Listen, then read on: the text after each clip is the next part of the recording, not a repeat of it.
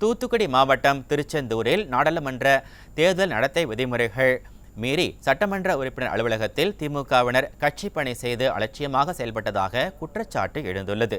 மேலும் திமுக அமைச்சர் அனிதா ராதாகிருஷ்ணன் ஆதரவாளர்கள் நகராட்சி அலுவலகம் முன்பு வைக்கப்பட்ட விளம்பர பதாகையை அகற்றாமல் அரசு அதிகாரிகள் அலட்சியமாக இருந்தது அதிருப்தியை ஏற்படுத்தியுள்ளது.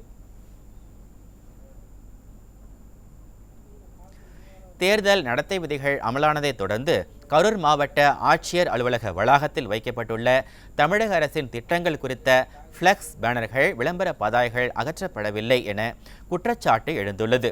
மேலும் அரசியல் கட்சி தலைவர்களுடன் இடம்பெற்றுள்ள விளம்பர பதாகைகளும் அகற்றப்படாமல் உள்ளன. நாடாளுமன்ற தேர்தலை முன்னிட்டு கடலூர் மாவட்டம் விருதாச்சலம் விருதகிரீஸ்வரர் திருக்கோவிலில் இருந்து பேருந்து நிலையம் வரை துணை ராணுவ படையின் அணிவகுப்பு நடைபெற்றது.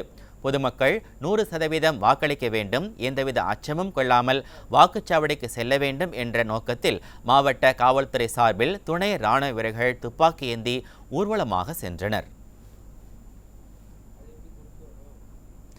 தேர்தல் நடத்தை விதிமுறைகள் அமலானதை தொடர்ந்து ராணிப்பேட்டையில் சட்டமன்ற உறுப்பினர் அலுவலகம் மற்றும் நகராட்சி அலுவலகத்தில் தலைவர் அறை ஆகியவற்றை அதிகாரிகள் பூட்டி சீல் வைத்தனர். மேலும் மாவட்டத்தின் எல்லைப் பகுதிகளில் சோதனைச் சாவடிகள் அமைத்து போலீசார் தீவிர கண்காணிப்பில் ஈடுபட்டு வருகின்றனர். மயிலாடுதுறை மாவட்டம் சீர்காழியில் சட்டமன்ற உறுப்பினர் அலுவலகம் பூட்டி சீல் வைக்கப்பட்டது. தேர்தல் நடத்தை விதிமுறைகள் அமலுக்கு வந்ததை அடுத்து சீர்காழி சட்டமன்ற உறுப்பினர் அலுவலகத்தின் 2 இரும்பு கதவுகளையும் பூட்டி சீல் வைத்தனர்.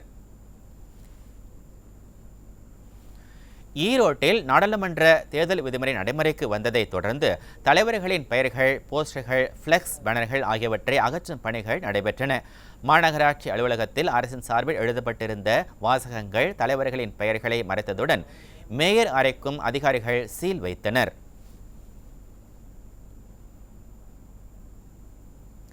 அரியலூர் மாவட்டம் ஜெயங்கொண்டம் திமுக சட்டமன்ற உறுப்பினர் அலுவலகத்திற்கு வருவாய்த்துறையினர் சீல் வைத்தனர். சட்டமன்ற உறுப்பினர் அலுவலக சுவற்றில் ஒட்டப்பட்டிருந்த விடியா திமுக அரசின் விளம்பர பேனர்களை அதிரடியாக அகற்றி அப்புறப்படுத்தினர்.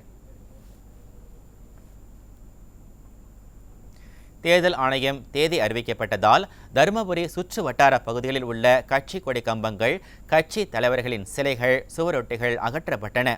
வாகனத்தில் உள்ள கொடிகள் மற்றும் பெயர் பலகைகளும் அகற்றப்பட்டன. மேலும் தேர்தல் நடத்தும் ஊழியர்களின் கார்களில் 360 டிகிரி கோணத்தில் இயங்கும் கண்காணிப்பு கேமராக்கள் பொருத்தும் பணி தீவிரமாக நடைபெற்று வருகிறது.